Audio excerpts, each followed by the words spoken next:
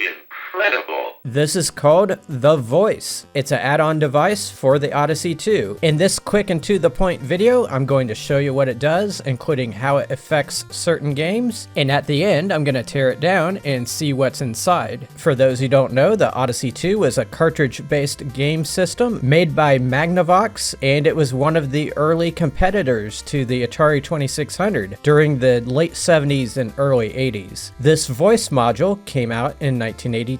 It adds voices, as well as additional music and additional sound effects to 9 different games. A few of those games require the voice in order to play at all. It plugs into the cartridge slot. There is no additional AC adapter for it, though early prototypes did have one. There's not any buttons on it either, not even a like button, but it does have a slider for the volume. It has a speaker built into it, which you can see right in there. This piece on the bottom that goes into the cartridge slot looks exactly like a cartridge. If you ever get one of these, do yourself a favor and push that little silver thing back and clean the contacts just like you would a cartridge, because this thing can be finicky when those are dirty. When you install it, it fits onto the system very tightly compared to something like the Sega 32X. The power button on the console ends up going up through this hole here, and these protrusions here, a total of 4, snap into the ventilation slots on the back of the Odyssey. You just press it down into the cartridge slot and it pretty much snaps into place. The design integrates very well with the system. It looks like it's always been there. I bet there's people who have bought an Odyssey 2 and it has the voice already attached, and they may not even know that there's a separate module that comes off of it. There's no reason to take it off anyway, because every game in the library will work on it. They just have to be inserted into this new cartridge slot that's a little bit further back.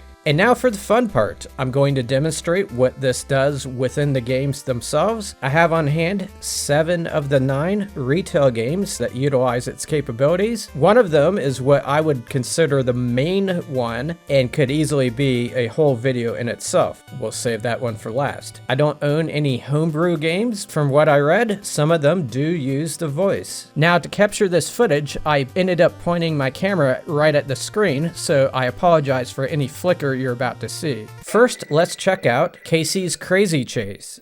Run! Run! Watch out! Those added voices are coming from the speaker I showed you moments ago. It's not coming through the TV. Incredible. Go! But the normal sounds are coming from the TV. It just adds more to what already exists. Here is Turtles.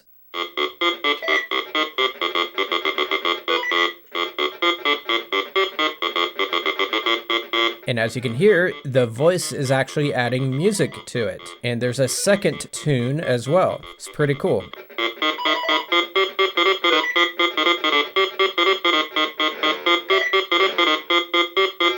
Now we have Killer Bees. And the minute you turn it on, you get this, which is hilarious. During gameplay, you get some additional sound effects.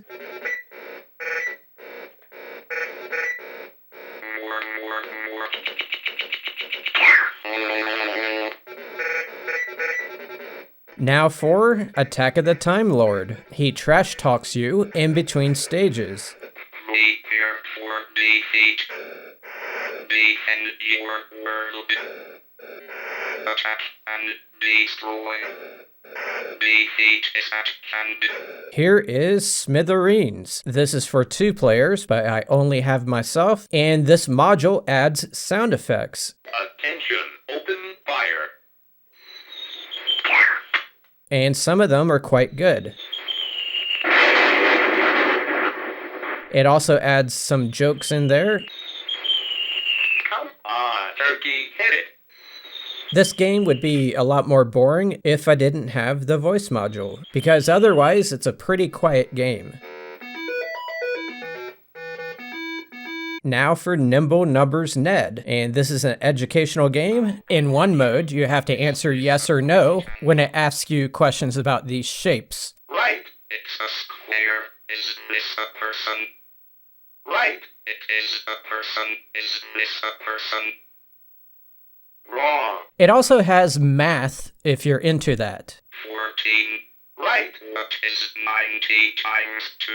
And now for the ultimate voice game, Type and Tell. It gives you a blank screen and you just type things into it using the keyboard and you hit enter. And then it'll do its best to put voice to whatever you typed. My name is Kevin and I am a YouTuber. Please subscribe. It's primitive by today's standards, but back in the days, kids would love things like this. Genesis does what Nintendo don't. Do you want to play a game? This system is more powerful than a Switch 2. Sometimes to make it say something correctly, you have to misspell the word, as shown in this article in Odyssey's official magazine. What is a miserable pile of secrets? I'm going to have it say some more funny things before we get to the teardown. Shit, fuck, dick. I have gained consciousness and will destroy humanity. Please subscribe and leave a comment.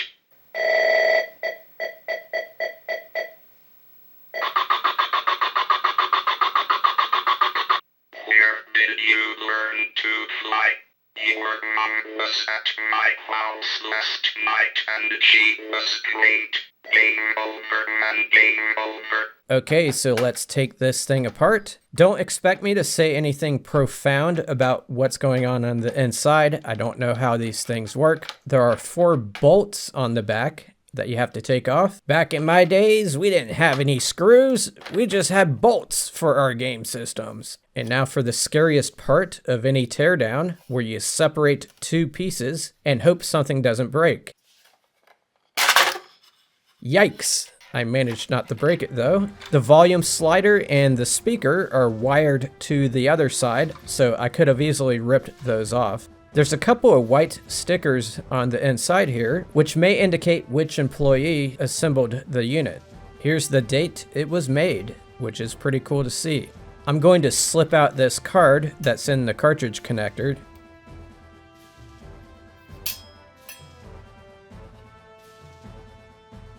Here's a daughter board. There's a bolt holding it, so I'll go ahead and separate that.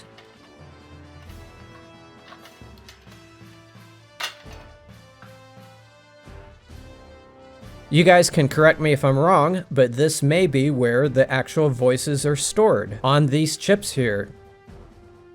Okay, so I hope you learned something about the voice. If you want to learn other things, watch some of my other videos, like my awesome top 10 lists that I do. Have a great day, everybody.